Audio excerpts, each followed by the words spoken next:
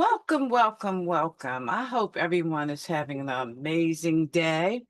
And I am so excited to bring to the stage today David Flores Wilson, who is the managing partner at Sincerus Advisory, helping entrepreneurs and tech professionals optimize business exits and achieve financial freedom. Named as Investopedia Top 100 Financial Advisor. David's insights are featured in major publications like CNBC and the New York Times. A former Olympian, he's passionate about financial literacy, continuous learning, and enjoys activities like Brazilian Jiu-jitsu It's a and mouthful. and snowboarding in his free time. Well, welcome, David. Glad you stopped by and ready to give us some education here. So, Yeah, wonderful to be here. Yeah, excited for the and conversation. yes, indeed. So let's talk a little bit about what Sincerus Advisory is. Sure. It's a fee-only independent financial planning firm based in New York City, and we work predominantly with business owners and um, business founders as well as serial entrepreneurs, and essentially, helping them, from foundation, forming their businesses to growing their businesses, to exiting their businesses and beyond. Just trying to be helpful and think about different ways for them to save money, make money, lower their risk, and achieve their personal financial goals. Okay, so traditional financial planning, why does that fail for most entrepreneurs? Yeah, I mean, entrepreneurs are different, right? I think in a lot of different ways. Many business owners, entrepreneurs, retirement isn't, uh, they don't fall through the pathway of traditional retirement, right? It's, they don't sort of like, hey, I'm going to hit 65 and kind of walk away and collect Social Security. They in general are very passionate about their businesses, and some of them don't want to ever retire, right? And then, and the ones that maybe sell their businesses, oftentimes we see people kind of go back uh, into the business world and start a new business. And so, I think a lot of the industry financial advisors kind of run around and say, hey, you need to diversify from your business. You need to, put money in this 401k cash balance plan. And oftentimes, we need to slow down, right? And maybe the business actually has a rate of return higher than what we could expect in a diversified portfolio. So maybe it makes sense to kind of go all in on the business, to reinvest. And so really understanding, what's the rate of return within someone's business if they hire that extra person. If they purchase the property in which they operate out of. They invest in a new project or a new business line. And so, sort of these traditional advice around saying, hey, you should just, put money in some ETFs and mutual funds and then draw that down. It doesn't work. And so business owners they really need a plan around what is the most impactful issue in their financial life, which is, their business, which, sometimes is, 70, 80, 90% of their net worth. And so having a plan to potentially monetize that business one day, whatever their sort of preferences are, whether it's a succession, whether they want to sell it to employees, whether they want that business to live on. And so, just really investigating what are the right pathways and getting owners personally ready, financially ready, and getting the business ready for any sort of exit planning event can be so impactful, right? And so that's sort of the core part of our financial planning for business owners, because it's, we have to address what's going on in the business and set them up for success, and so they can accomplish what they want to do in with their financial life. Yeah, so that makes sense because everybody is in a different space and is getting more intimate with what this person's financial strengths are at that time. So I like that approach. The five pillars of wealth for high earners. Let's talk a little bit about it. Yeah, I mean, I think when we think about financial literacy, it's such an issue in this country, right? It's not taught in the schools, and people are really just kind of learning on their own, whether it's, they're kind of crowdsourcing it from the people that they know, or maybe, they follow particular financial influencers, CZ Overman, uh, or, whoever sort of the, influencer of the day is. And so, oftentimes they're not kind of getting a comprehensive view of financial planning, literacy, unless they really take it upon themselves or they work with someone really good that they can kind of trust and really understand their situation. So I think that in general, financial literacy is a journey, right? It's, people understand that, there's just certain things people can do, right? And so whether it's, the pillars are saving money, they're investing that money, they're lowering their risk on sort of their assets and their income, as well as sort of minimizing taxes and managing debt correctly. I think if people are doing sort of 3 or 4 of those things at a high level, they're going to find a lot of financial success and grow their net worth over time. But I think the issue is that it's an ongoing process, right? And then like really understanding what those fundamentals are in kind of each of those different areas is so important for people to grow their wealth. Yes, it is. Yes, it is. And, and teaching our children to do so at a very young age, I think is very important because, I mean, like myself, I had to grab information, learn, from, like you say, Susie Mm. and all Yeah. of the other gurus out there because it wasn't something that was taught in the household. So, with that being said, you know, it becomes an issue where relationship with money. Do you kind of help people with their relationship with finances as well?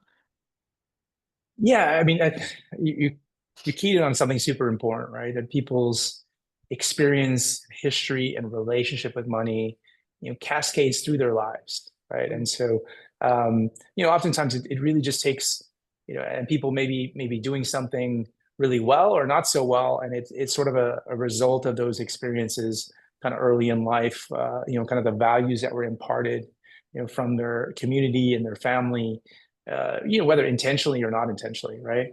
And Mhm. so really understanding, peeling back the layers and saying, okay, what's the money story that someone has?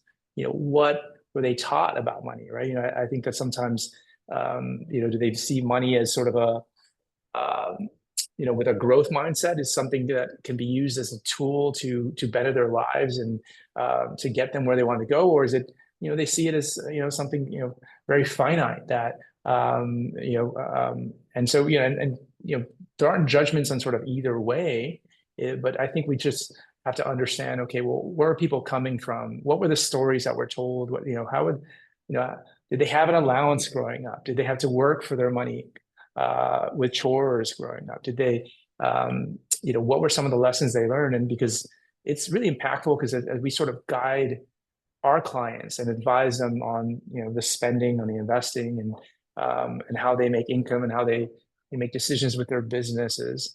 Those early formula issues like mean a lot, right? And so, and sometimes, we can think about those things and we can understand the why, and it would help us go forward and make better decisions in the future. So, Yeah, and that's wonderful because I think that your company does that because that's where you got to start for real.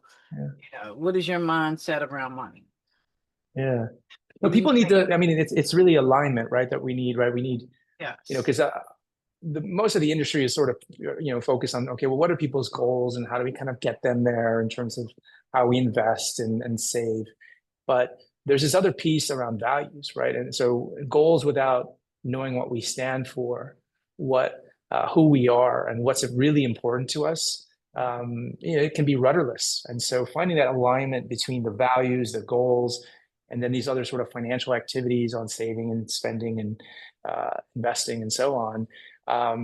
That's super important, and especially values and people's goals change over time, and kind of resetting that. And so like looking at their financial picture with a fresh set of eyes is super important.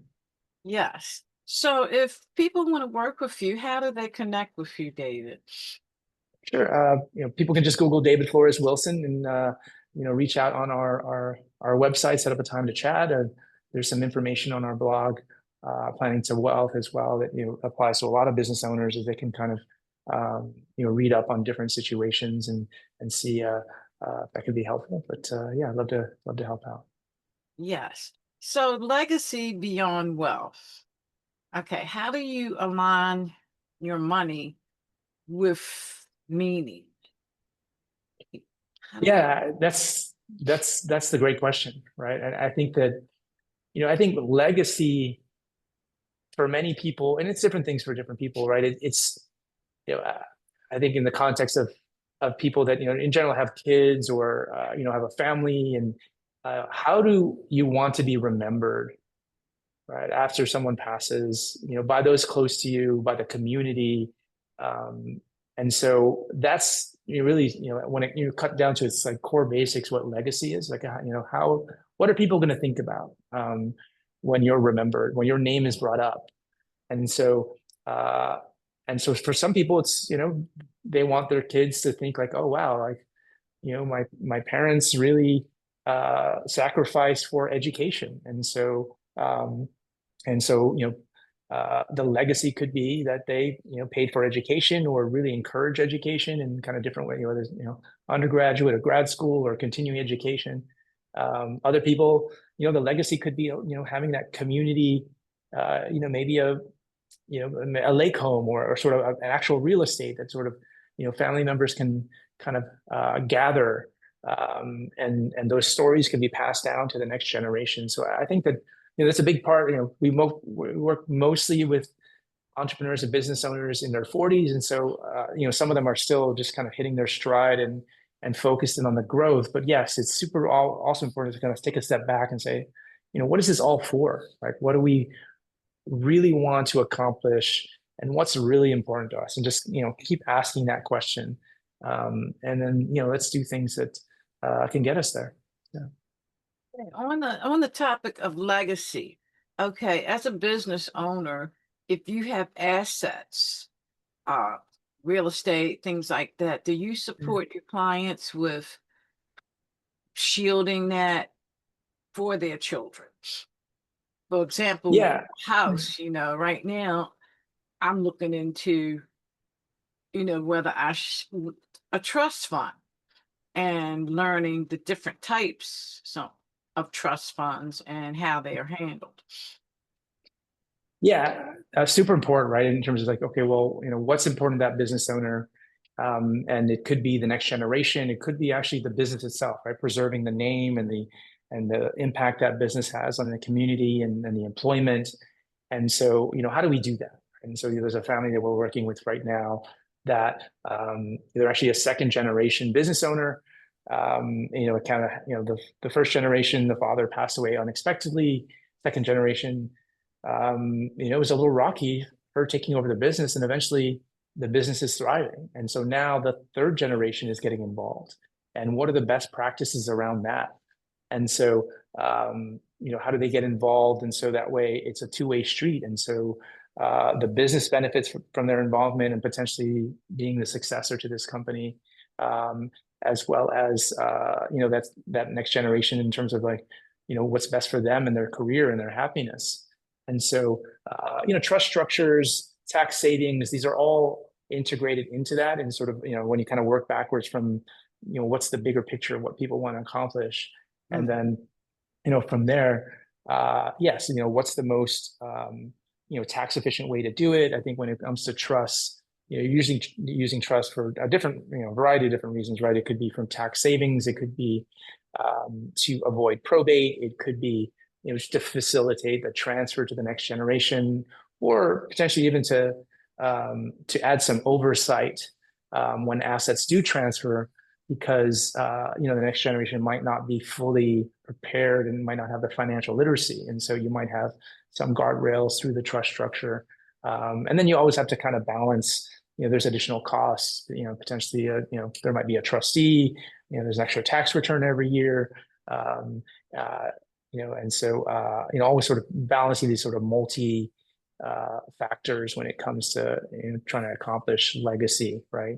And so, and then, of course, as well, there's also an asset protection part of trust as well that can be super helpful, protecting against creditors and lawsuits and things like that. And so, yeah, that's all part of sort of that integrated, holistic planning that's super important for business owners.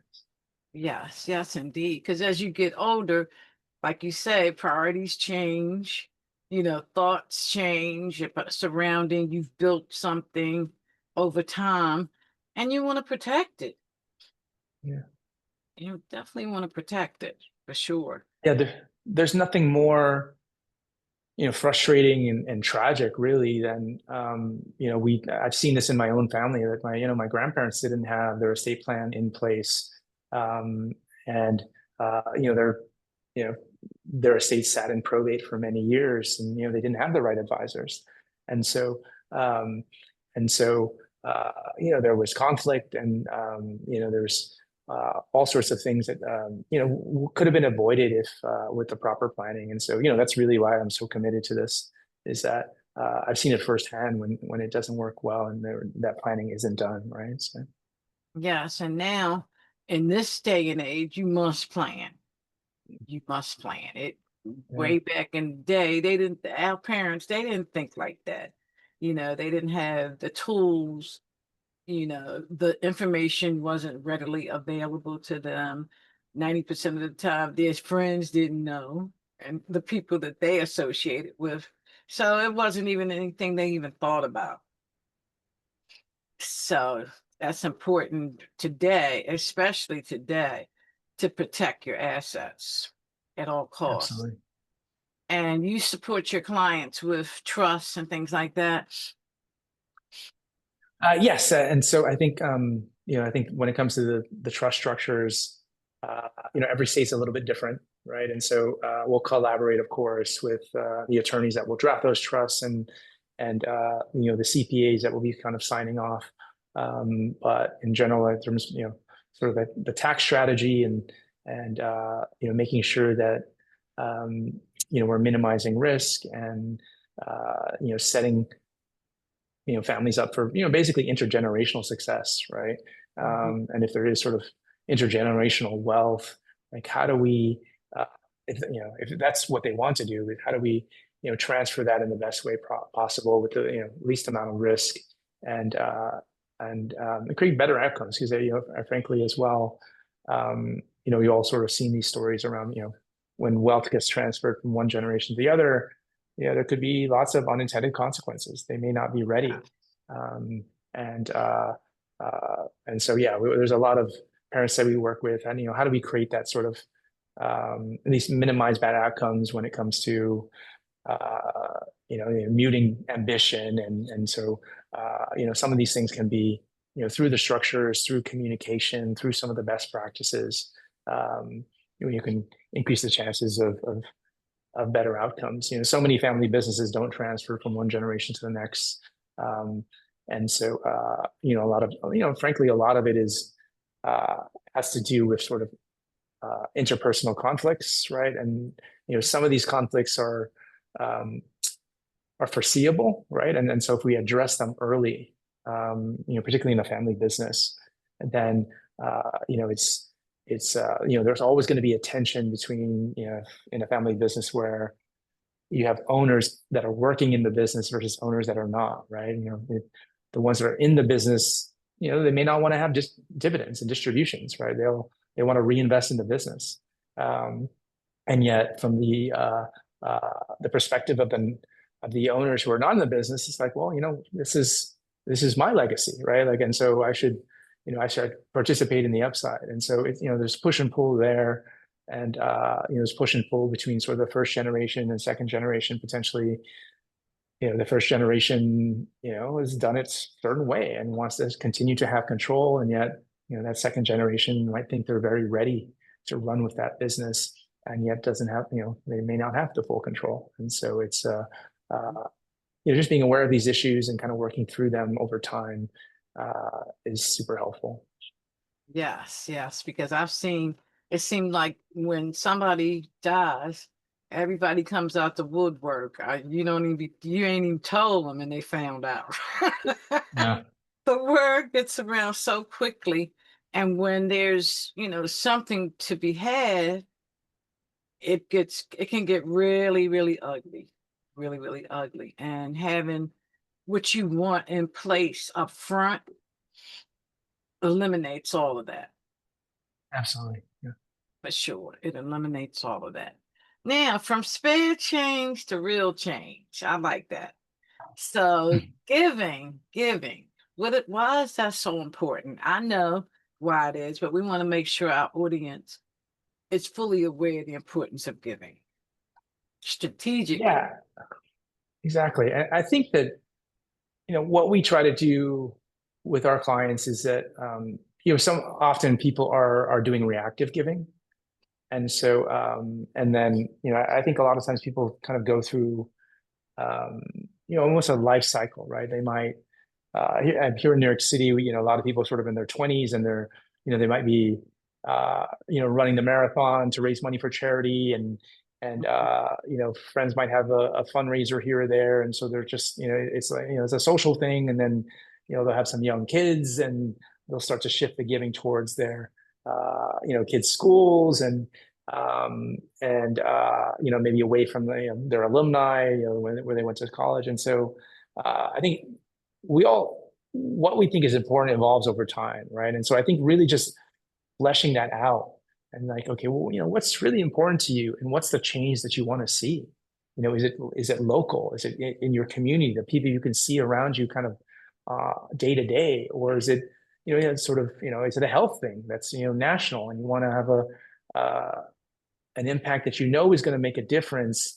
Or maybe it's something a little more experimental when it comes to sort of your giving. A new nonprofit that's looking at some of society's problems a different way. And so we like to have these conversations with our clients and kind of really understand what's important to them, what issues are important to them first, and then how should they be giving? Should it be to nonprofits? Should it be something more direct through volunteering? And then, of course, there's, when we're talking about larger sums, let's think about how we give in a tax efficient way, right? And so there's different tax strategies where if you're going to give X amount, but if you gave it in a tax efficient way, well, then yeah, you'd actually be able to give more because you're being tax efficient about it, and so potentially there's more impact because of that. And so and then how do we sort of monitor that giving? It's super important. Say, like, is this how we want to be doing it? Should we be changing our approach, and kind of going from there? To go to, instead of reactive giving to more proactive strategic giving is our goal. So That sounds like you really, really get involved with your clients, you know, not just on the finance, but on where are you, you know, what do you yeah, stand for? And that's important. Most companies don't do that. You know, they really don't. It's like, you want to work with me. I mean, in finance, you do have to know a little bit about a lot about the money and the assets that they're holding. But to go as far as, mindset and that kind of thing, that's to me really caring about your clients. I mean, to be honest, it's just fun, right? It's just to be able to help people in all these kind of different ways. It's why I came into the business, and every day I get to kind of see the impact of our advice, and whether it's on the investing or on the philanthropy side or on their businesses, right? So it's a lot of fun for me. So yeah, I really enjoy it. Yes, yes, indeed. So, my last question: how to exit your business without leaving money on the table? Because that's definitely a big thing when you sell your business. Yeah, I think when it comes to exit planning, it's super important to start early, right? And it can seem so overwhelming for business owners to think about everything they could be doing on the exit process, right? In terms of getting personally ready, getting financially ready, and getting the business both ready for any sort of transition, but also more attractive, right? And so I think that our advice is really to just start with like very digestible, bite-sized projects that can help the exit planning process along. Get a business ready, get your finances ready, and so so often people say, hey, I want to sell my business and I want to do it, in the next 6 months. And I think oftentimes you're kind of setting yourself up for, bad outcomes and potentially regretting some of the decisions, right? And so, many of the structures, they take a long time to understand. And so, there's things that if we talk to people early, we can educate and put things in place. And so, they can, minimize the tax consequences of a sale or a transition. And but not only that, is to really make the right decisions, right? And I think so some people kind of go in and say, hey, I want to sell to a private equity firm, I want to sell to a strategic buyer, I want to sell to my employees. And like we really want to peel back the layer and say, okay, why? What do you really want to accomplish? And so sometimes what they think the outcome is going to be, they end up with sort of a better outcome because when they see sort of the pros and cons and the process. And so at the end of the day, it really just if they can start early and start that planning early, they can really have a good outcome and not leave money on the table for sure. So. Yes, it sounds like your company doesn't miss a beat. It's you make sure that you cover everything with your client, because sometimes we don't know what we don't know. And, talking it out with a professional that knows the ins and outs can make a world of difference for clarity, with your clarity, being clear on, and that one question that you just said, why do you want to do it? That why. Yeah. That's crucial. No matter what you do, you need to know your why. Exactly. No, it's like it's sort of two whys too, right? It's sort of why did you, from a business owner's perspective, it's like why did you start the business, and what's the why actually about exiting your business too, right? Is it to spend more time with family? Is it to just to just downshift and enjoy yourself? Is it to work on other projects? Is it to make more of an impact in the community, with volunteering or contributions to charities? And so that why is super important.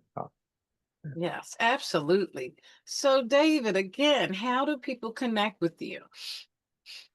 Yeah, people can find me on the website at sincerusadv.com, or comes up if you just Google my name, David Flores Wilson. You can set up a time to chat. So that'd be Yes, great. yes, indeed. Well, I've gotten a lot out of this conversation because I'm at that place where I'm planning some things, and this conversation was very valuable to me. And I'm definitely looking forward to more information in terms of my goals uh, going forward. So I thank you for all that you do and for sharing with us. And audience, we thank you as well for stopping by. Thank you so much.